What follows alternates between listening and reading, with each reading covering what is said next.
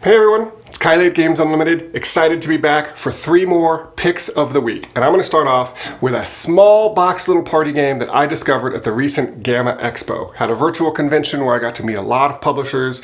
They showed me a lot of new games. This was by far my favorite because it was described to me as a cross between trivia game with some bluffing, with some social deduction, and even a pitch game involved.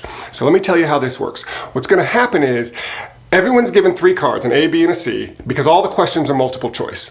So the judge for the round is going to ask a question that has a multiple choice answer. And these questions run from pop culture stuff, nerd stuff, sports, all over. It's not expected that everyone's really going to know all of the answers to these questions. But that's not the point. The point is you need to convince the judge that you know the answer to the question.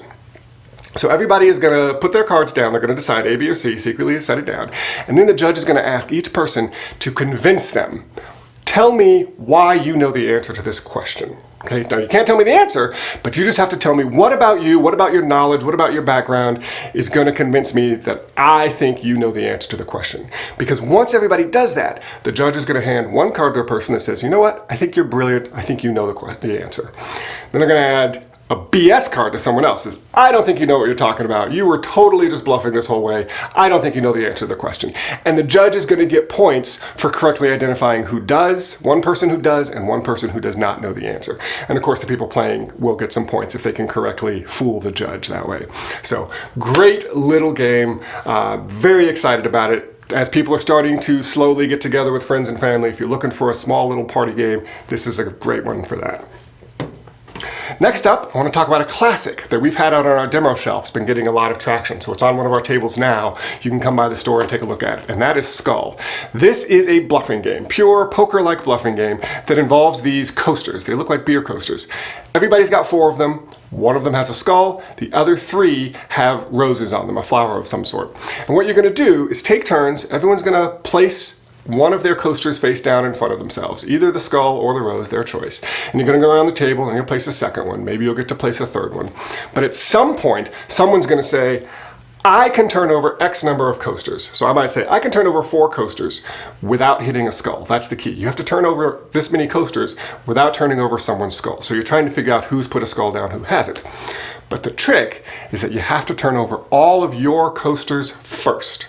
So if I've put some skulls in my pile, I'm totally bluffing because there's no way I can turn over this many coasters because I'm going to turn over my own and hit the skull. But what you're hoping to do, if you have bluffed that way, someone else will say, you know what, I can do you one better. You say you can turn over 4, I can turn over 5 without hitting a skull. Maybe someone else says I can turn over 6, and so on and so forth, until eventually someone has to do it and they have to start with their own. So there's a lot of little subtle interplay in this game, especially as you're thinking about, do I put a skull down or do I put nothing but roses on mine, thinking I can actually figure out who has put down a skull and not turn over coasters from their pile. Great little bluffing game. Come on down, we have this one set up. You can check it out. We'll play a quick round with you, and that is Skull.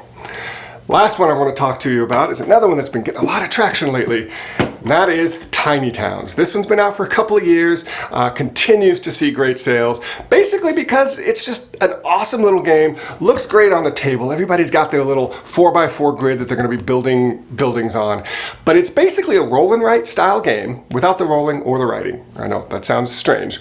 What's going to happen is you've got different materials. They're going to be little cubes that represent glass and wheat and stone and things like that. And there is a collection of buildings, and these change every game. There's a collection of building cards out there. They're going to show you patterns you have to make. If you want to build this building, you have to build this pattern. So you need to put a stone on one spot and 2 glass on the other spots, making this pattern.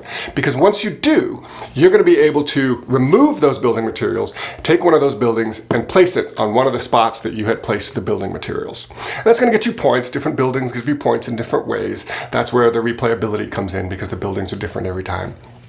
But what's really interesting about the game is that you keep playing until basically you can't put anything else on the board. Once your board is full of buildings or building materials in whatever combination, you're done. The other players will keep playing. You might even still win depending on how many points you've scored. But you're trying to leave yourself options, set up patterns that might fit a couple of different buildings because you don't have control over what building material is going to get placed. Each player, we take turns deciding. I might say, you know what? Everybody put a brick down. Maybe because I need to put a brick down, or maybe because I see that the other players really don't want to place brick. If they have to place a brick, it's going to mess up their plans. So there's a lot of interactivity in this game. It's one of the few roll and writes where you're actually encouraged to look at what the other players are doing and throw a monkey wrench into their plans if you can. So that is Tiny Towns. Great little game. Couple of expansions out now. Highly recommend you check that one out. All right, those are my picks for the week. I am Kylie at Games Unlimited, and this week and every week, I hope you come down, pick something up, and unbox some fun.